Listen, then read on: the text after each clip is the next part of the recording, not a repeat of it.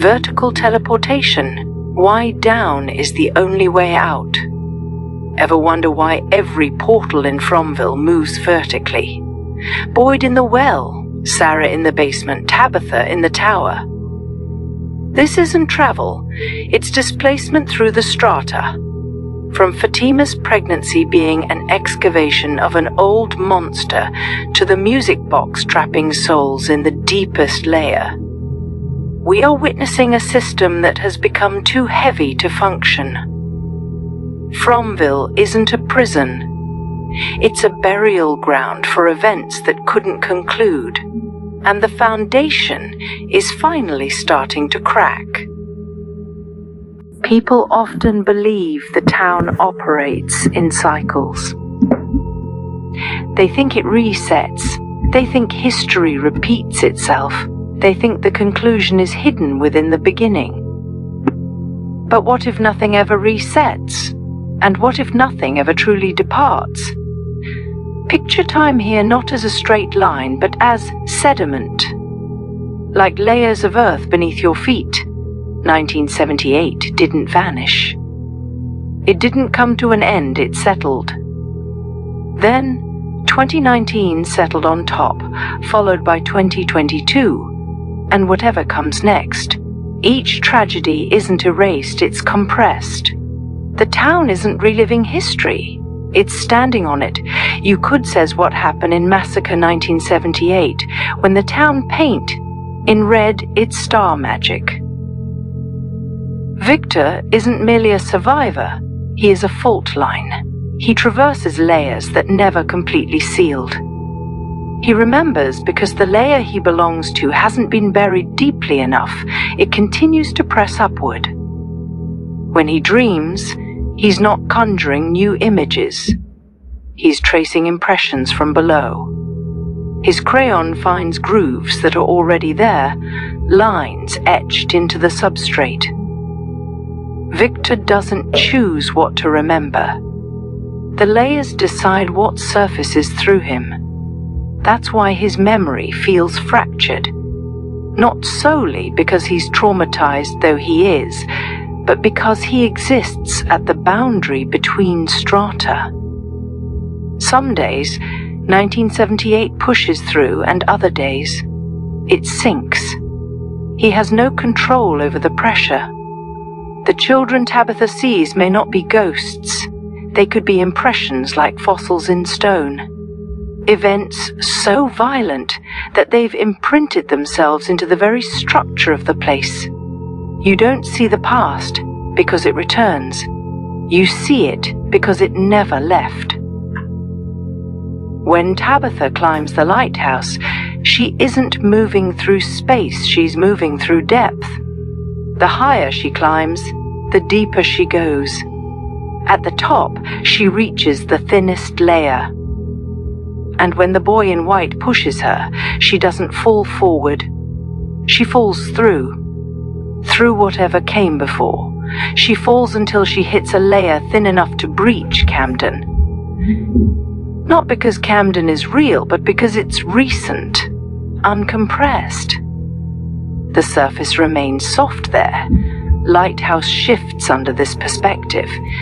It isn't a sideways portal, it's vertical. Tabitha climbed it 44 years later. The layers had shifted and thinned in places. When she fell, the surface gave way. Not escape, but displacement.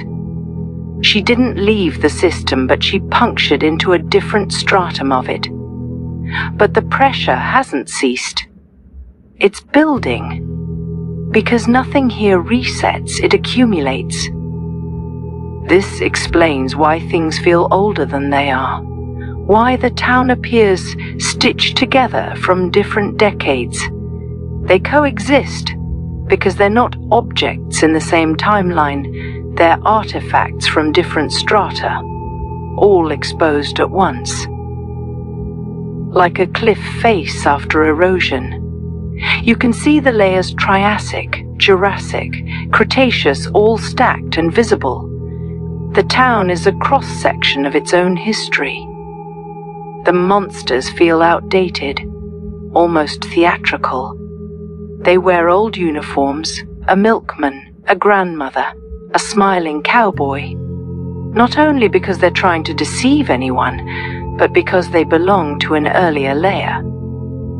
Creatures born in a previous catastrophe, still active because nothing beneath them has been resolved.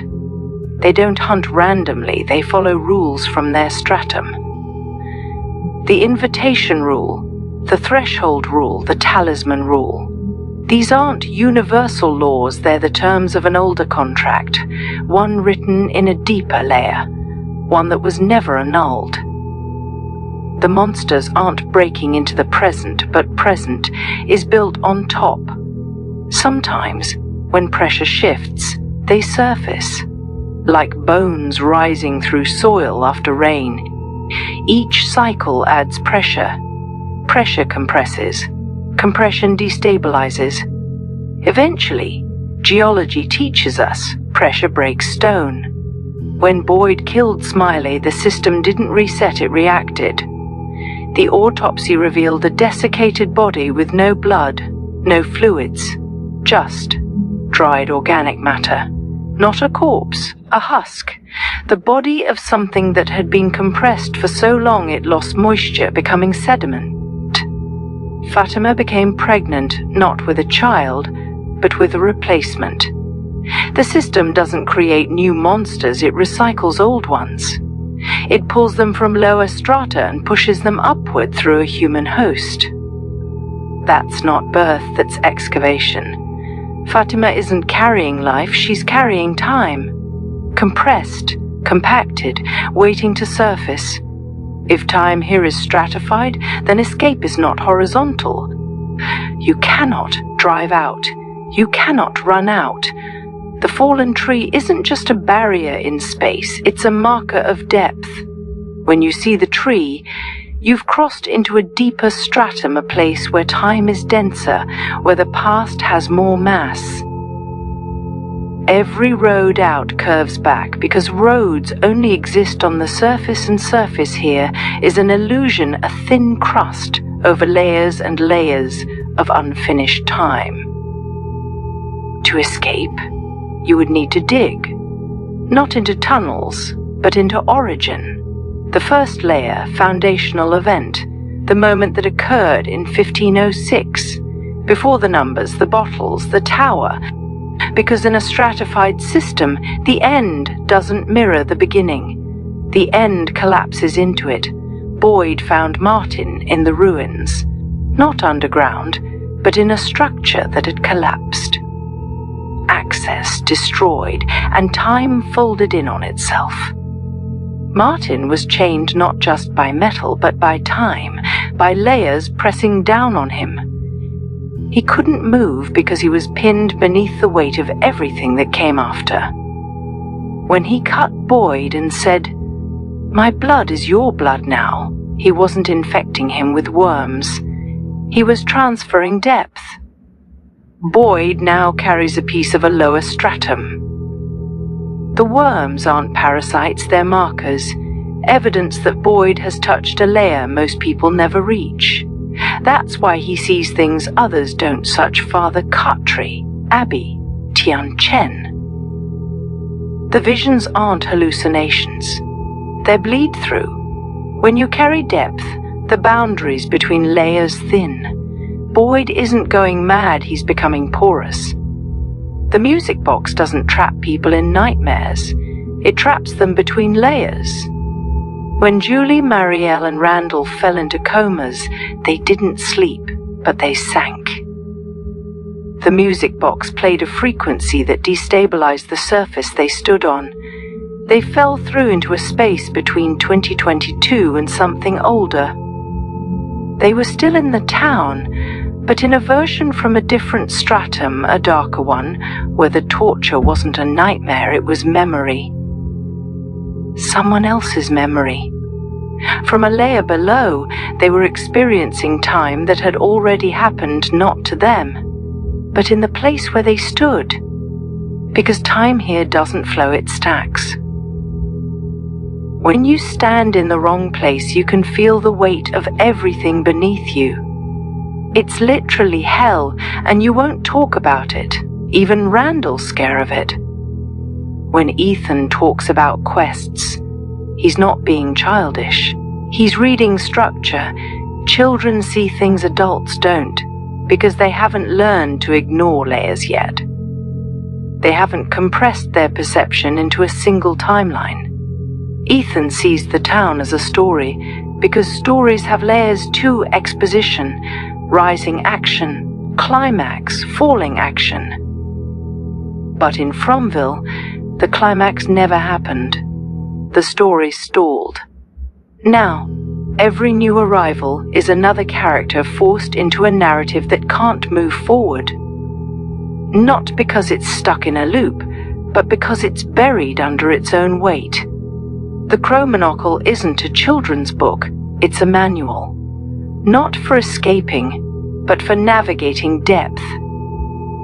The dragon guards the treasure in the cavern. Victor is the dragon. The cavern is the root cellar. The treasure is memory. A map isn't a way out, but a way down. The boy in white doesn't guide people to freedom. He guides them to depth.